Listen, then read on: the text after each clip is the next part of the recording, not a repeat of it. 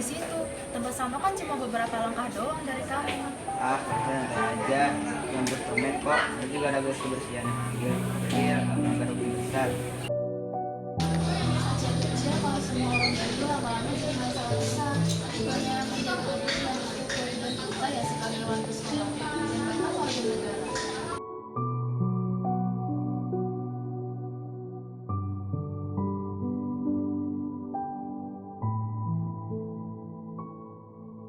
Betul kata Kak Syaraf, hukum itu bukan tentang pasal-pasal besar di KUHP, tapi hukum itu dimulai dari hal-hal yang kecil. Kalian ini terus serius. Lebih baik kita bahas hak kita saja. Sudah seharusnya sekolah ini menyediakan wifi yang lebih cepat. Itu hak siswa untuk mendapatkan fasilitas belajar yang memadai.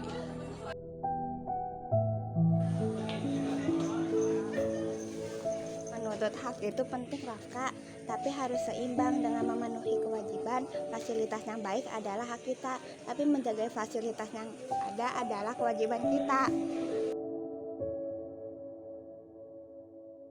Intinya budaya taat hukum selama ini orang hanya ingin menuntut haknya tapi lupa dengan kewajibannya. Benar, misalnya kita punya hak untuk mendapatkan pendidikan yang layak, tapi kewajiban kita adalah belajar dengan sungguh-sungguh, menaati tata tertib sekolah dan menghormati guru. Tapi Fakri, terkadang peraturan itu terasa membatasi, seperti larangan membawa motor ke sekolah. Padahal kan rumah saya jauh. Itu terasa seperti membatasi hak saya mendapatkan akses transportasi. Peraturan itu dibuat pasti ada tujuannya, Raf. Mungkin untuk keselamatan atau mengurangi kemacetan. Ketaatan kita pada peraturan kecil menunjukkan kematangan kita untuk taat pada hukum yang lebih besar. Aku setuju kalau di lingkungan kecil kita sudah permisif dengan pelanggaran, bagaimana kita bisa mengharapkan negara ini tertib hukum? Jadi membangun budaya taat hukum itu bukan hanya karena takut dihukum, tapi karena kesadaran bahwa dengan taat kita sedang menciptakan ketertiban dan keadilan yang pada akhirnya akan melindungi hak kita semua.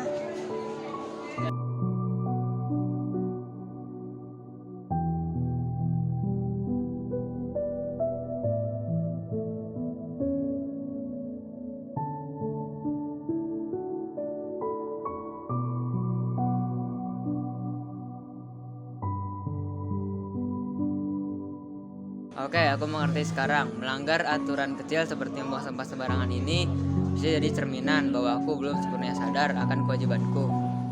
Nah, itu benar hukum. Hak dan kewajiban itu ibaratkan tiga pilar, ketiganya harus seimbang. Kita sebagai generasi muda harus menjadi pelopor, dimulai dari disiplin waktu, terus tertib di jalan raya, hingga tidak mencontek saat ujian. Itu semua bagian dari budaya taat hukum. Dan jangan lupa kita juga harus aktif menyuarakan hak jika ada ketidakadilan, tapi dengan cara-cara yang sesuai hukum. Baiklah, mulai hari ini aku akan lebih sadar akan kewajibanku dan taat pada aturan. Sekecil apapun itu, demi hakku untuk hidup di lingkungan yang tertib dan bersih. Itu baru namanya pelajar yang sadar akan peran dan posisinya sebagai warga negara.